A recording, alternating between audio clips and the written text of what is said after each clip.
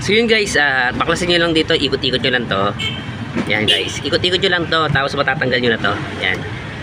So, ito yung makikita natin guys. So yung spring niya sobrang laki. So hindi siya fit. So, ayan, hindi siya fit kaya siguro matigas. So palitan natin ng spring to guys. So, tatanggalin natin yung spring dito. Ayan, ang laki oh. Hindi to pwede dito eh. Baka siguro pinaikot na nila to. So palitan natin ibang ano to, ibang spring. So checkin natin guys. Kasi ibang klase yung ano niya eh. Yung spring.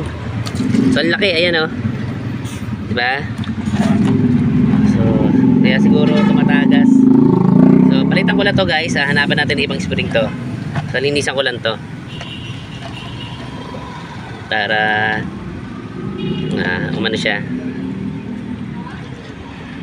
So papalitan ko ng ibang spring to guys.